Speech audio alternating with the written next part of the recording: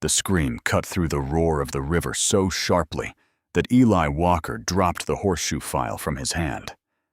For a moment, he thought it was just another ghost from the war ringing in his ears. But then the cry came again, thin and desperate, and he knew someone out there was fighting for their life. The Wind River had turned wild that spring. Snow from the Wyoming mountains melted too fast, turning the clear blue water into a raging brown monster. It tore trees from the banks and swallowed anything foolish enough to cross it. Eli ran toward the sound without thinking. His boots pounded across the muddy ground, his breath burning in his chest. He reached the riverbank and scanned the violent current until he saw her. A woman was tangled in the branches of a fallen cottonwood tree caught in the rushing water. And her dark dress whipped around her body while the river tried to drag her away. One arm clung weakly to a branch. Her head dipped under the water again and again. Eli kicked off his boots, tore off his gun belt, and plunged into the freezing river. The cold struck like a hammer, stealing his breath. The current fought him, shoving him sideways, trying to pull him under. Logs and debris slammed into his shoulders as he forced himself forward. By the time he reached her, she barely moved. Her leg was trapped between branches beneath the water. Eli hooked one arm around the tree and dove under, his lungs screaming as he worked blindly to free her. At last her leg came loose. He dragged her away from the branches and fought the river back toward shore. Twice the current almost tore her from his grip, but he held on. Finally, they collapsed onto the muddy bank, both soaked and shaking. For a long moment, she did not move. Fear tightened in Eli's chest. Then she coughed violently, water spilling from her mouth. Her eyes fluttered open, green and clouded with terror. "Easy," Eli said roughly. "You're safe now." She tried to sit, but trembled so badly she nearly fell. Her torn dress clung to her body, and she quickly crossed her arms over herself, shame flashing across her face. "Where am I?" she whispered. "My land, near Wind River." He stood and offered a hand. "You need warmth. My cabin's close." She flinched away as if his touch might burn her. Panic filled her eyes. "Please," she begged, "don't take me to town." Eli frowned. "I'm not taking you anywhere but inside. You'll freeze out here." She studied him, weighing her fear against the cold that rattled her bones. Finally she nodded, but when she tried to stand, her legs collapsed. Without another word, Eli lifted her into his arms. She stiffened, but didn't fight him. She felt light, too light, like someone who hadn't eaten enough in a long time. A soaked leather satchel dangled from her wrist, clutched even in exhaustion. Smoke curled from his cabin chimney as he pushed the door open with his shoulder. Inside, the small room smelled of wood smoke and coffee. A narrow bed stood against one wall, a table and 2 chairs near the hearth. It was a lonely place, built for a man who wanted little company. He set her near the fire and turned away to give her privacy. "Get out of those wet clothes," he said. "Oh, you'll die if you don't." He added wood to the fire and busied himself with boiling coffee, pretending not to hear the quiet rustle of soaked fabric behind him. When he finally turned, she sat wrapped in a blanket, hair tangled around a bruised face, staring into the flames. She held the coffee cup with shaking hands. "My name's Eli Walker," he said. She hesitated, then answered softly, "Clara Jensen." Silence filled the cabin, broken only by the crackle of fire. After a while, she spoke again, voice barely above a whisper. "My husband died. He left debts. Bad ones. Men came for the land. I ran." Her eyes flicked toward the satchel. "Everything I own is in there." Eli nodded, but said nothing. The West was full of stories like hers. Night settled outside, darkness pressing against the cabin walls. Eli gave her the bed and laid his own blankets near the fire. He tried to sleep, but her presence filled the room, making the quiet feel different. He heard her move softly behind him. Bare feet crossed the floor. "Mr. Walker," she whispered. He stared into the dying embers. "What is it?" A long pause followed. He could hear her breathing, uneven and nervous. "Is your spare shirt clean?" she asked quietly. He frowned. "It is." Silence stretched again, heavy and tense. Then her voice came, stripped of pride, stripped of defense, full of raw fear and desperation. "Do you want to look at me?" The question hit him like a punch. Eli stayed frozen, unsure he'd heard right. Another moment passed, and then her final whisper drifted through the darkness. "Will you stay if I undress?" The words hung in the darkness, and heavy with shame and fear. Eli felt anger rise in his chest, not at Clara, but at whatever life had taught her that kindness always came with a price. He kept his back turned to her, his voice rough but steady. "Get some sleep, Mrs. Jensen. Nobody here wants anything from you." Silence followed. Then he heard the soft creak of the cot, and after a moment, quiet sobbing. She tried hard to hide. Eli lay awake long into the night, staring at the dying fire, knowing something inside him had shifted. Morning came cold and clear. Clara moved slowly, her injured legs stiff. She avoided his eyes as she dressed, and embarrassment hung between them like smoke. Eli pretended nothing had happened. He handed her coffee and simply said the river was still too high to cross. She nodded and went outside, throwing herself into work, as if labor could bury the memory. She weeded his small garden, hauled water, and mended torn shirts. Eli noticed the faint scars on her back one afternoon when her dress shifted in the sun. Old scars, not accidents. His jaw tightened, but he said nothing. They settled into a strange peace. Meals were quiet. Work was shared. At night, they kept their distance, yet both felt the other's presence in every movement. On the fourth day, trouble rode in. A ranch hand named Jed stopped by, dust coating his clothes. Clara froze at the sight of a stranger. Jed tipped his hat, but quickly leaned close to Eli. "Town's talking," he muttered. "About her. Widow Jensen. Says her husband got himself killed gambling. Says creditors took the land. Folks say she ran with money that wasn't hers." Clara heard enough, and she slipped back into the cabin, her face pale. Jed went on. "Brother-in-law's stirring things up. Name's Amos Jensen. Says she stole from the family. Sheriff's listening." Eli's face hardened. After Jed left, Clara stood by the cold hearth, arms wrapped around herself. "It's true," she whispered.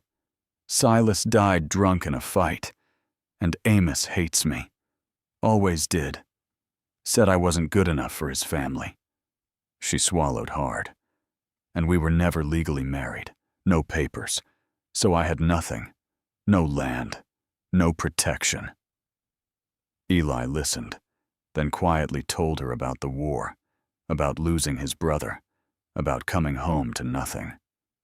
Two broken stories met in the small cabin, and for the first time, they truly saw each other. That night, Clara fell sick with fever from the river ordeal. Eli spent hours cooling her burning skin, listening as she muttered in restless sleep.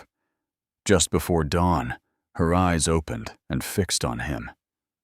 "You're the only one," she whispered weakly, "who touched me without wanting something." The words struck him deep. She fell asleep again, but Eli stayed awake, staring into the fire, knowing he could not pretend she was just a passing guest anymore. The river finally calmed, yet Clara did not leave. Days turned into weeks. She cooked, cleaned, planted vegetables, and slowly the cabin began to feel less lonely. Eli found himself listening for her laughter, watching for her smile. One afternoon, she rode his horse near the riverbank. A sudden shout brought Eli running. The ground had crumbled beneath her, and she fell into a shallow ravine. Panic gripped him harder than he expected. He dragged her upright, hands shaking as he checked for injuries. Without thinking, he pulled her into a fierce embrace. Relief flooded him when he felt her alive in his arms. Their faces were inches apart. Desire flickered between them, but Eli saw hesitation in her eyes, a readiness born from obligation rather than choice. He stepped back, breaking the moment. That night, Clara faced him by the fire. "You saved me again," she said, "but you never let me thank you." Before he understood her meaning, she unbuttoned his spare shirt she wore and let it fall from her shoulders. She stood there vulnerable but determined, asking not out of fear this time, but longing to be chosen. Eli stepped forward, his voice low. "I want you, but not because you think you owe me." Her strength collapsed. Tears poured out as she confessed years of hunger, abuse, and desperation. A husband who beat her. A child lost after a violent blow. A life where survival came at terrible cost. Eli held her as she cried, telling her quietly that surviving did not make her weak. It made her brave. By morning, a fragile hope existed between them. They shared a gentle kiss, not of hunger, but of comfort. For the first time in years, both felt safe. That peace lasted 2 days. Jed returned, riding hard. Amos Jensen was gathering men, claiming Clara stole money. The sheriff planned to arrest her. A posse might already be forming. Eli knew they could not stay. They rode to town hoping to reason with the law. But Sheriff Brody dismissed Clara as a thief, and worse, the law stood against them. So they fled, hiding in an abandoned barn, miles from any road. That night, Clara finally revealed everything. Silas had beaten her for years. Their child died after one of his rages. The small savings Amos wanted was money she scraped together to escape. Nothing more. Eli took her hand and placed it over his heart. "If they want you," he said quietly, "they take me too." For the first time, Clara felt someone stand beside her instead of over her. They clung to each other, two wounded souls finding strength in shared pain. At dawn, they returned to town seeking help from a judge known for fairness. But before they could meet him, Amos and hired thugs stormed the boarding house where they stayed. Chaos erupted in the hallway, but one man lunged with a knife. Eli fought back, but the blade sank into his side. Clara screamed as he staggered, blood soaking his shirt. Amos smiled, thinking victory was his. Something inside Clara snapped. She grabbed Eli's fallen pistol and fired. The gunshot echoed through the building, dropping the attacker. Men shouted, boots thundered, and the judge himself arrived with the sheriff moments later. Amos and his men were arrested, but Clara barely noticed. She knelt on the floor, cradling Eli as his strength faded, tears falling onto his pale face. "Stay," she begged through sobs. "Please, stay." And as townsfolk rushed to save him, Clara feared the only man who had ever made her feel alive was slipping away forever. Eli hovered between life and death for days. The doctor worked in the small boarding house room, stitching and cleaning the deep knife wound, while Clara waited outside, her hands shaking so badly she could barely stand. Blood stained her dress and would not wash away, no matter how hard she scrubbed. When the doctor finally stepped out, his tired face softened slightly. "He's stubborn," the man said. "That saved him. Knife missed anything vital, but he'll need time." Time. Clara clung to that word as if it were a rope pulling her from drowning. She rarely left Eli's side after that. She changed his bandages, fed him broth when he woke, and wiped sweat from his brow when fever returned at night. Sleep came only in short pieces for her. Every time his breathing changed, fear jolted her awake. In those long nights, another battle revealed itself. Eli began to relive the war in his sleep. He shouted orders, cried out for his brother, fought enemies only he could see. His hands grasped at empty air, his face twisted in old terror. At first, Clara panicked, unsure how to help. Then she leaned close and whispered softly, "You're safe, Eli. You're in Lander. The war is over." She described the room, the moonlight on the wall, the quiet street outside. She repeated his name again and again until his body relaxed. Slowly, the nightmares loosened their hold.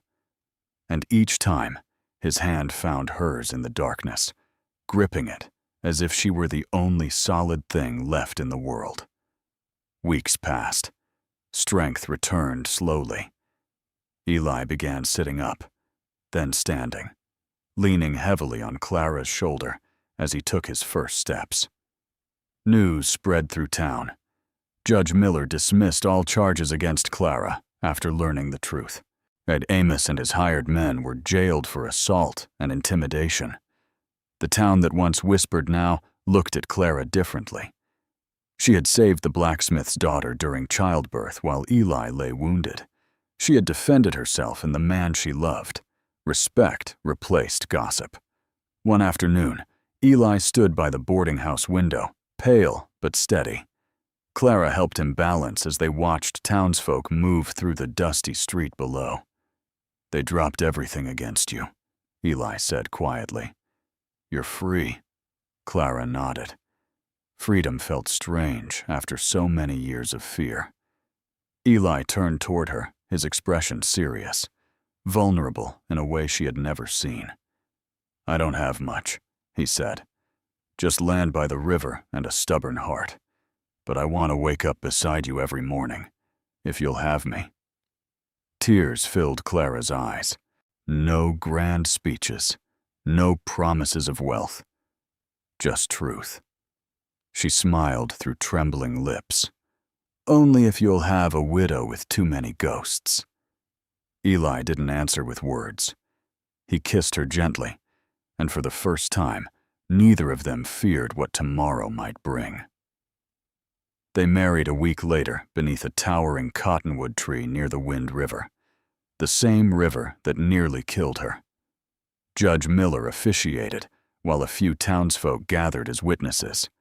Clara wore a pale blue dress she had sewn herself, wildflowers woven into her hair. Eli stood tall beside her, still healing, but stronger each day. When the judge pronounced them husband and wife, Eli pulled her into his arms, holding her as if anchoring them both to this new beginning. They did not return to the lonely old cabin. With help from neighbors, they built a new home overlooking the river, a small, sturdy house with a wide porch and sunlight pouring into the kitchen. Every board they nailed down felt like a promise kept. Life settled into a simple rhythm. Clara tended the garden and sometimes helped women in town during childbirth. Eli worked cattle and repaired fences, his laughter slowly returning in rare but genuine bursts. Whispers never fully vanished. Some people still remembered Clara's past. Some pitied Eli for choosing a woman with scars. But the words no longer mattered. Together, they had weathered worse storms. Late one summer evening, they rode side by side along the riverbank, sunlight painting the water gold. Clara reached over and slipped her hand into Eli's. He glanced at her, seeing not the frightened woman he had dragged from the river, but a partner who had fought beside him and survived. She smiled, peace softening her features. The pain of their pasts had not disappeared. Ghosts still lingered in quiet moments. But now those burdens were shared, lighter because neither carried them alone. As the sun dipped behind the mountains, Clara squeezed his hand gently. "Will you stay now?" she asked softly, not from fear, but from love. Eli answered by guiding his horse closer and wrapping his arm around her shoulders, holding her steady as they rode home together. And this time, both of them knew the answer would always be yes.